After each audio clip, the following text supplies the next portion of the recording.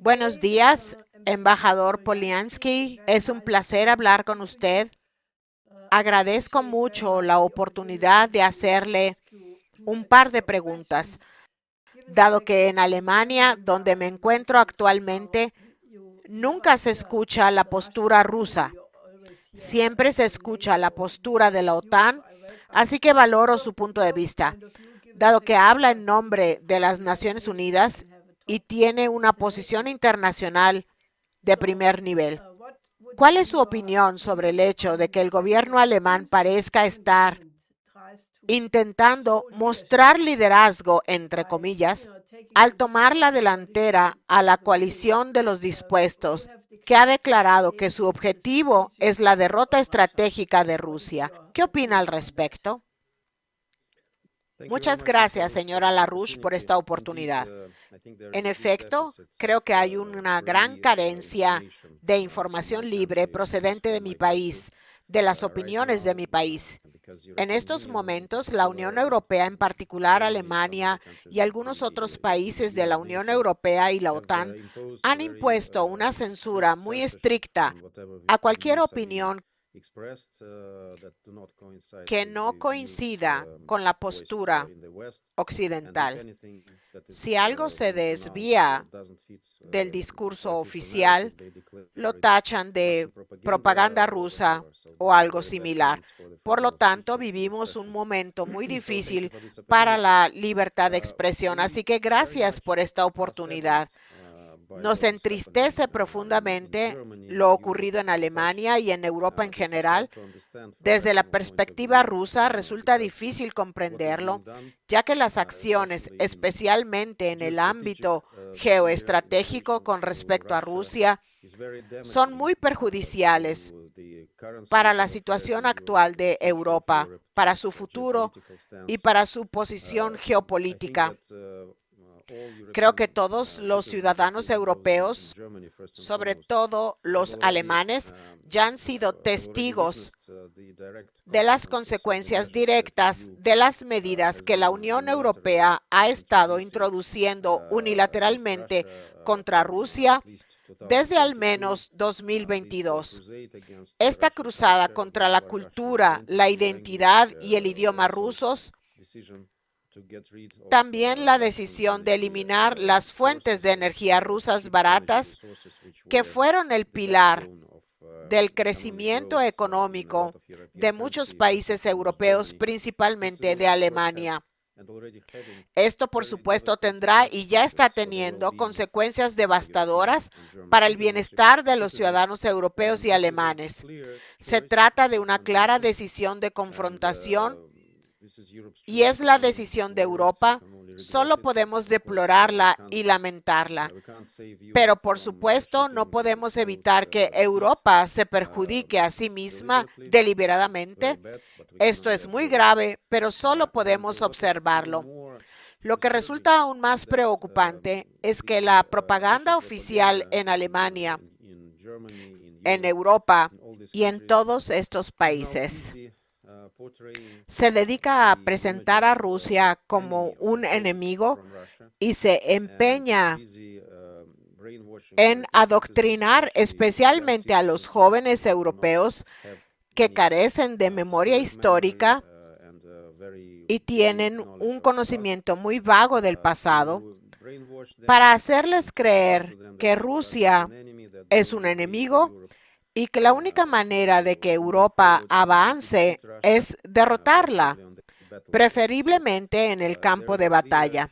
Así pues, existe una clara visión de que Europa se está preparando para una guerra con Rusia.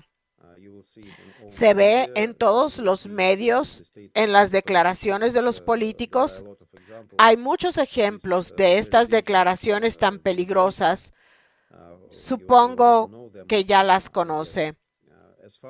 En lo que respecta a la economía, no hace falta ser un experto para ver que al imponer estas sanciones que perjudican a Europa, pero que solo afectan a Rusia de forma muy limitada, si es que lo hacen, Europa se priva de un papel clave como actor internacional. Por lo tanto, creo que Europa es la única gran perdedora en esta situación, debido a su creciente dependencia de Estados Unidos como consecuencia de su decisión de no importar gas y petróleo de Rusia. Todo esto repercutirá en el futuro de las generaciones venideras y en el bienestar de los ciudadanos europeos. Creo que usted ve eso claramente viviendo en Alemania. La economía alemana está en caída libre como consecuencia del corte del suministro de energía barata procedente de Rusia. Eso es indiscutible.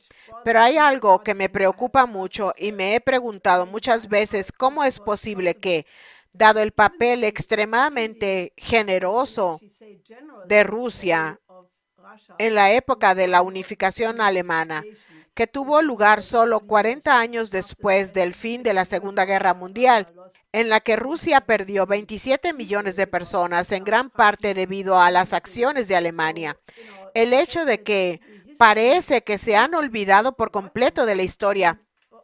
Es decir, ¿cómo perciben los rusos el comportamiento alemán desde esa perspectiva? Francamente, nos rompe el corazón, porque estábamos muy ilusionados con el hecho de que Alemania hubiera cambiado, de que fuera otro país. Ya sabe, el alemán era muy popular en Rusia, las empresas alemanas eran muy bien recibidas. Creo que Alemania era uno de los destinos clave para los ciudadanos rusos cuando visitaban a Europa. Pensábamos que ya habíamos superado esa dolorosa página de la historia y que no había necesidad de volver a ella. Pero lo que vemos ahora mismo es muy aleccionador y decepcionante, porque de repente ha surgido esta rusofobia que creíamos superada, especialmente en Alemania. Este odio a todo lo ruso, esta arrogancia hacia Rusia e incluso hacia las naciones eslavas. A veces vuelve a aparecer y vemos a los políticos y analistas difundiendo abiertamente estas ideas peligrosas como si nada hubiera pasado. Hace varios años, Alemania, junto con toda la Unión Europea, votó en contra del proyecto de resolución que Rusia presenta cada año contra la glorificación del nazismo. Esto fue, por supuesto, un duro golpe para quienes afirman que Alemania ha cambiado y que el pasado nazi ya puede olvidarse.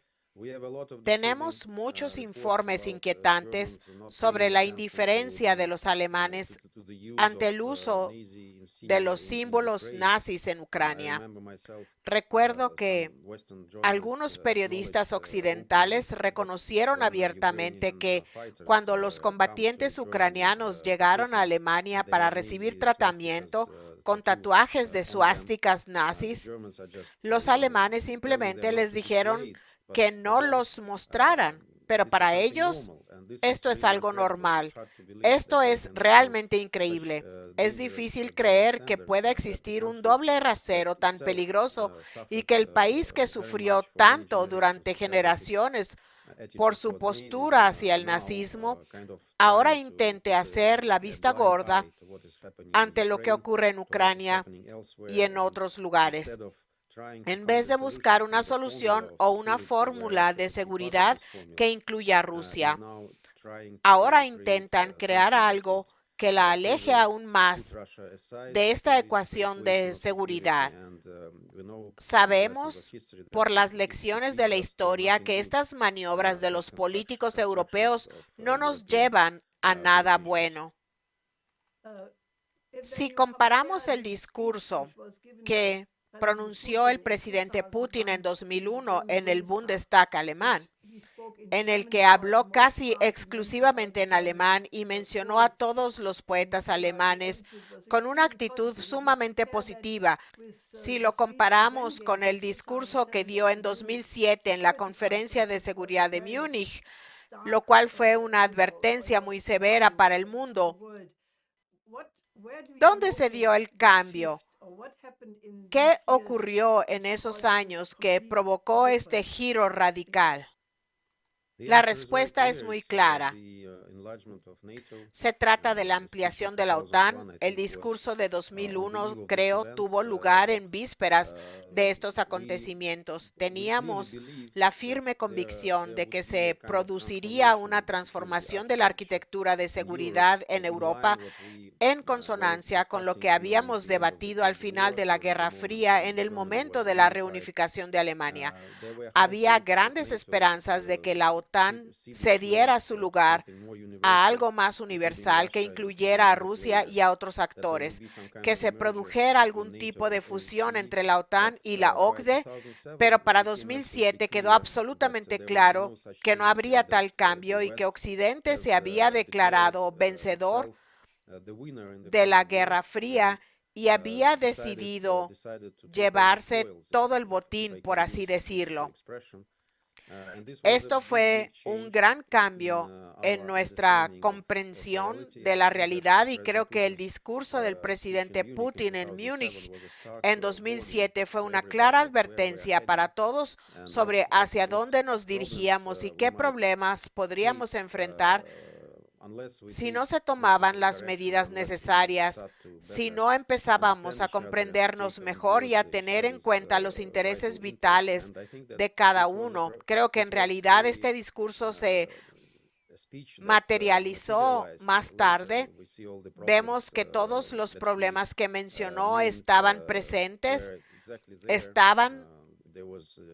la crisis de Georgia, después de que Occidente ya estuviera preparando a Ucrania para los acontecimientos de 2014. Recordemos que en 2004 se produjo el primer intento, la llamada Revolución Naranja, que quería llevar a Ucrania al patrón que presenta actualmente, el ultranacionalismo y demás. En 2007 ya observábamos estas tendencias y hacíamos predicciones sobre lo que nos esperaba. Creo que el presidente Putin tenía toda la razón al hacer una advertencia tan contundente. Lamentablemente para nosotros y para todos, todo lo que dijo se cumplió y tenemos lo que tenemos ahora. En Alemania, cuando se menciona a Rusia, es obligatorio introducir la frase sobre la guerra de agresión ilegal y no provocada. Si no se dice eso, se sufrirán las consecuencias. ¿Cómo es posible que todo el sur global no se creyera esta versión de la OTAN sobre los motivos de la guerra de Ucrania? Explicamos constantemente cómo llegamos a esa situación y cuáles eran las causas fundamentales de la crisis ucraniana. En el Consejo de Seguridad, durante muchos años previos al inicio de nuestra operación militar especial en 2022, insistimos en que los acuerdos de Minsk no se habían implementado.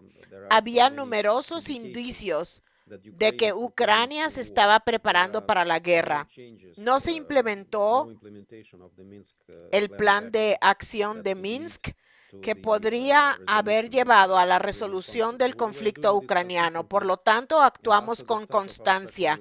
Tras el inicio de nuestra operación militar especial, también nos esforzamos por explicar nuestra postura. Desde el primer día pueden consultar nuestras declaraciones. Afirmamos que Rusia prefería una solución diplomática de este conflicto, una implementación diplomática de los objetivos de nuestra operación militar especial. Tuvimos esta oportunidad en marzo y abril de 2022, después de que los ucranianos firmaron sus iniciales en un borrador del tratado en Estambul. Así pues, tuvimos muchas oportunidades para demostrar al sur global las verdaderas intenciones de Rusia.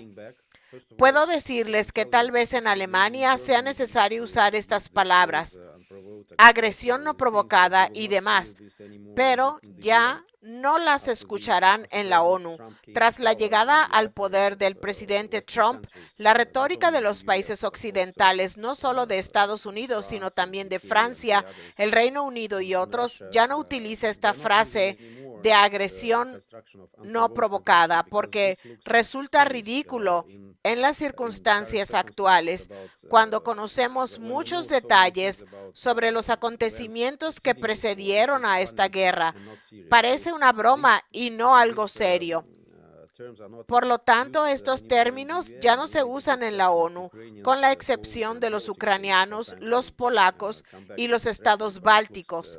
A veces retoman esta retórica, pero resulta totalmente descabellada en el contexto de lo que se está diciendo. Así pues, hay un cambio importante en la perspectiva de la comunidad internacional sobre la crisis ucraniana. Puedo darles un ejemplo reciente. Rusia ocupó la presidencia del Consejo de Seguridad en octubre y el 24 de octubre celebramos una reunión con motivo del 80 aniversario de la firma de la Carta de las Naciones Unidas. Celebramos una reunión dedicada al futuro de la ONU. Fue un evento muy solemne y muchos miembros de la ONU participaron en ella, pero Ucrania y sus aliados quisieron arruinarla. Así que organizaron una conferencia de prensa antes de la reunión, intentando afirmar que Rusia no tenía derecho a hablar sobre el futuro de la carta porque supuestamente la viola, etcétera, etcétera. ¿Se imaginan cuántos países apoyaron esta acción ucraniana de los 193 miembros de la ONU? Solo 45, incluyendo a Ucrania, accedieron a participar en este tipo de espectáculo. Si se tienen en cuenta a los miembros de la Unión Europea y la OTAN, se verá que este es prácticamente el mismo número de países presentes. Estados Unidos no participó, Hungría no participó, algunos miembros de la OTAN no participaron, solo 45 países. Si se compara con el número de países que apoyaban a Ucrania al inicio de nuestra operación militar, en 2022 se observa cómo el apoyo a la causa ucraniana ha disminuido en los últimos años, porque la gente ha abierto los ojos y comprende las circunstancias reales de lo que está sucediendo y por qué sucede ahora en Ucrania. Sé que en realidad Europa se ha autoaislado de forma increíble, pero la gente no lo sabe. Es curioso, es como vivir en un universo paralelo. Sin embargo, los países del sur global están intentando crear un nuevo sistema económico. Cuentan con organizaciones como el BRICS, la Organización de Cooperación de Shanghái, la Unión Económica Euroasiática, la ASEAN y muchas otras. Algunos creen que esto va en contra de Occidente y del dólar, pero muchos líderes de estos países han declarado que no están formando un bloque contra otro bloque. De hecho, estas organizaciones están abiertas a la cooperación con Occidente.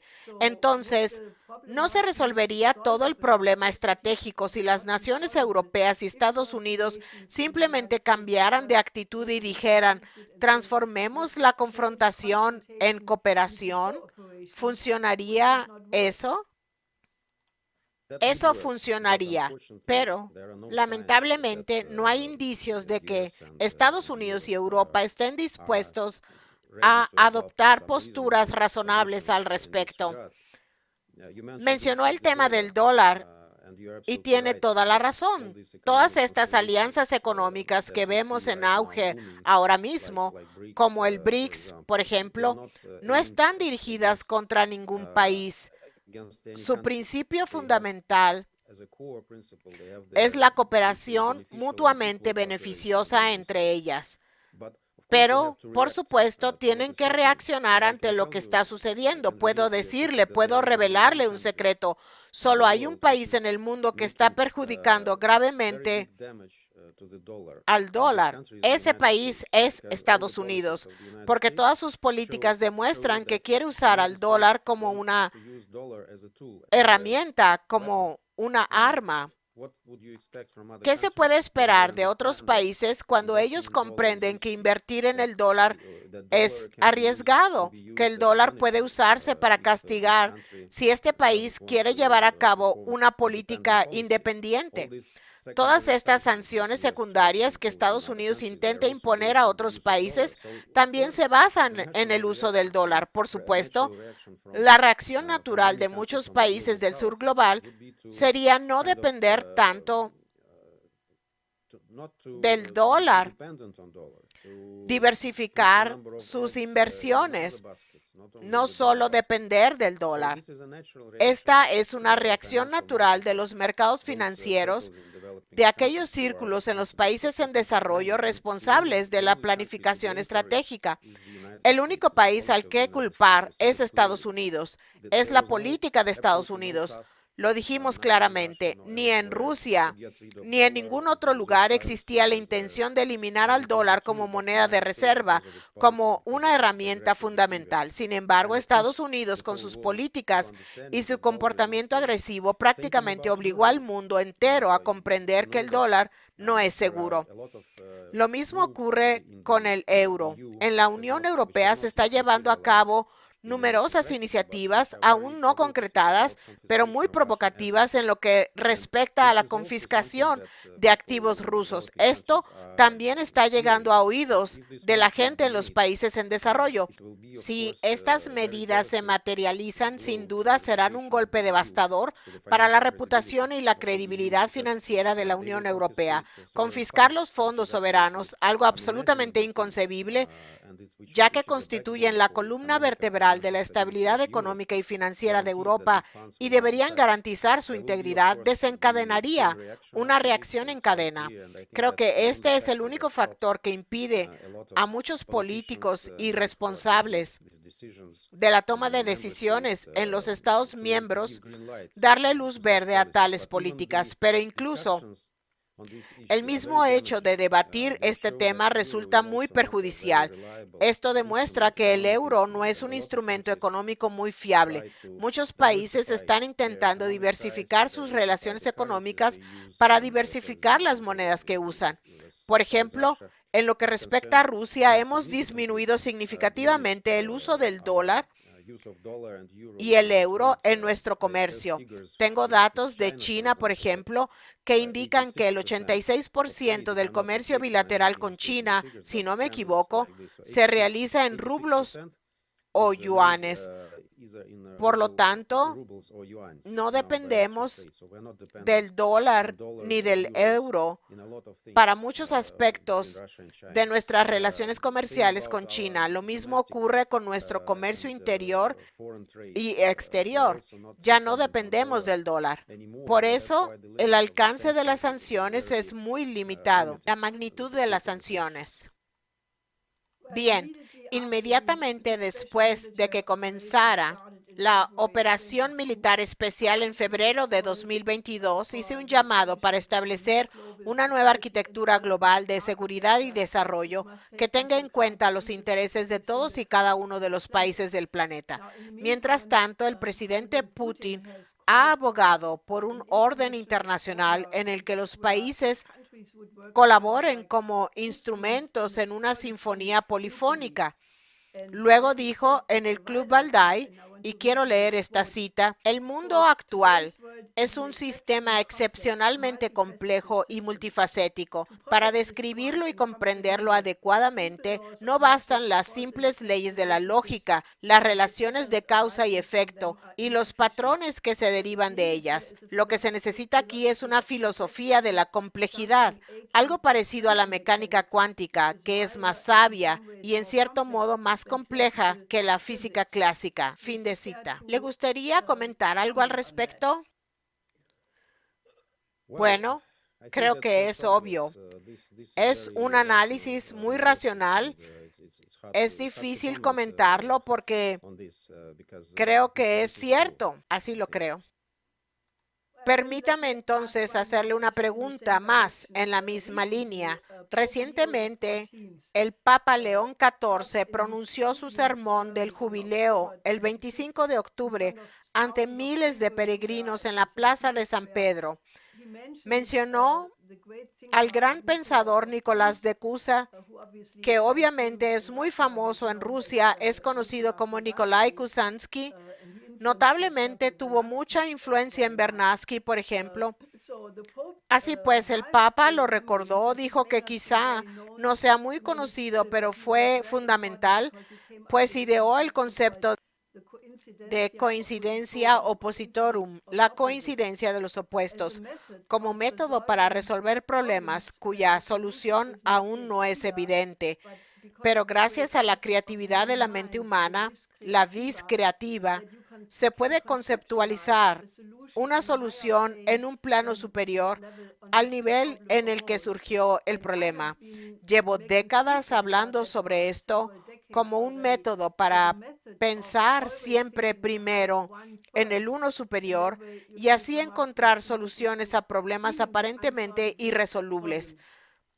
¿Cómo cree que esto se relaciona con la concepción sinfónica del presidente Putin?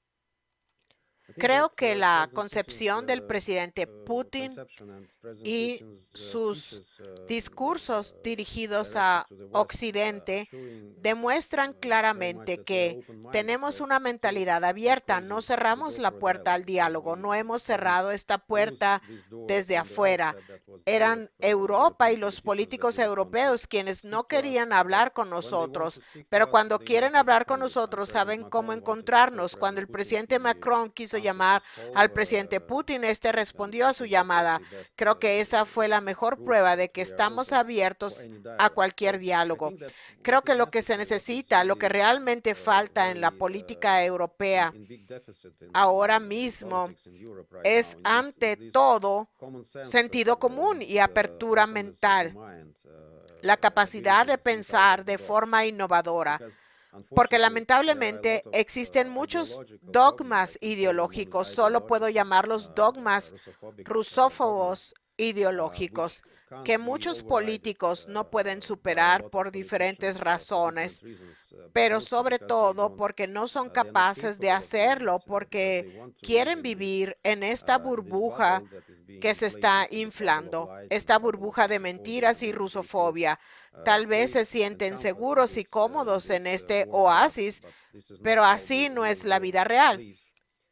Esto perjudica gravemente a los intereses europeos, por no mencionar el extraño papel de la Comisión Europea y de quienes se supone que deben guiar a Europa a través de estas aguas turbulentas. En realidad están haciendo todo lo posible por hundir el barco europeo mientras navega. Así pues, hay muchos factores. Creo que lo que nos da un poco de optimismo es que cada vez se comprende más que algo falló en Europa. Cada vez hay más personas en Europa que plantean preguntas legítimas a sus gobiernos y que rechazan esta política absolutamente imprudente que llevan a cabo los círculos gobernantes europeos con respecto a Rusia, Ucrania y la arquitectura de seguridad europea. Son quienes realmente piden y exigen un cambio. Para mí, esto es una señal de optimismo y espero que este ánimo prevalezca y que podamos ponernos de acuerdo en muchas de nuestras diferencias y construir juntos un futuro común, porque creo que Rusia y Europa, al ser vecinas, si logramos dejar de lado todas estas divergencias, tenemos mucho en común, no solo desde el punto de vista cultural, sino también en el desarrollo económico. Así que ojalá esta lógica prevalezca y tengamos la oportunidad de preservar un futuro brillante para las próximas generaciones y no otro problema militar en Europa, que es hacia donde nos dirigimos ahora mismo. Eso debe evitarse, porque estoy convencida de que si llegamos a eso, terminará en una catástrofe para toda la humanidad. Quizás usted pueda pensar en algo que decirles a los jóvenes europeos y estadounidenses, porque los jóvenes siempre se esfuerzan por, quiero decir, es su futuro. En cierto sentido, las personas mayores no tienen derecho a dejarles un mundo en ruinas. ¿Qué mensaje de esperanza tiene usted o cómo se dirigiría a los jóvenes del mundo sobre cómo pueden contribuir a un mundo mejor? Tengo la impresión de que muchos jóvenes europeos y occidentales en general viven ahora tras la cortina de hierro, de una forma muy parecida a cómo vivíamos en la Unión Soviética cuando yo era joven. Oíamos muchas cosas sobre Occidente y desconocíamos muchas otras, lo cual fue muy perjudicial para nosotros, pero logramos superarlo y ahora mismo en Rusia no hay censura sobre la información procedente de Occidente. No tenemos miedo de debatir con nadie ni de defender nuestro punto de vista. Es Occidente quien tiene miedo, es Occidente quien no quiere dialogar con nosotros y quien prefiere cerrar las puertas, sellar las ventanas y no obtener información sobre la verdadera situación en Rusia para dársela sobre todo a los jóvenes europeos. Creo que esto es muy peligroso.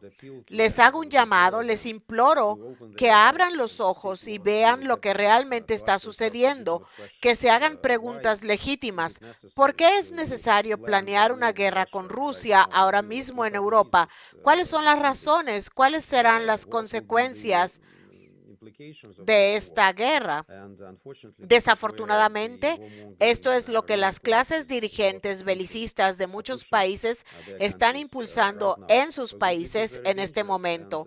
Esto es muy peligroso. También les aconsejo que utilicen diversas fuentes de información. No les recomiendo a las generaciones más jóvenes de los países occidentales que solo vean RT, ni que basen su opinión en los medios estatales rusos, pero deberían tener esto presente y basar su juicio en los hechos, no en suposiciones ni afirmaciones. Además, invito a todos a visitar a Rusia. No hay nada que temer. La economía rusa está en auge. Moscú es una ciudad excelente, San Petersburgo es una ciudad excelente. Hay muchas otras ciudades prósperas en Rusia. Verán la diferencia, comprenderán que todo lo que la propaganda occidental dice contra Rusia y los rusos es falso. Asimismo, espero que se encuentre una solución a esta crisis en Ucrania, una solución satisfactoria y justa para todos, que aborde las causas profundas del problema y que erradique todo intento de revivir el nazismo y el nacionalismo. Esto nos permitiría a todos tener las mismas oportunidades en cuanto al trato de las minorías nacionales, que no haya más xenofobia ni discriminación contra los rusoparlantes simplemente por querer preservar su identidad. Creo que es un trato justo y algo que beneficia a toda Europa, no solo a Rusia o a Ucrania. Europa debe estar a la altura de sus valores e implementarlos equitativamente en todas partes, incluida Ucrania. Lo que está sucediendo en Ucrania sin duda socava los valores occidentales y las afirmaciones de Europa sobre la defensa de la democracia y los derechos humanos. Me gustaría hablar con usted durante mucho más tiempo, porque tengo muchas más preguntas, pero usted me comentó de antemano que su tiempo es limitado. Por eso, le agradezco enormemente esta conversación. Espero que podamos retomarla en el futuro. Muchas gracias. Gracias y mis mejores deseos para todos aquellos que aún aman a Rusia y creen en Rusia, Europa y Alemania. Muchas gracias. Adiós.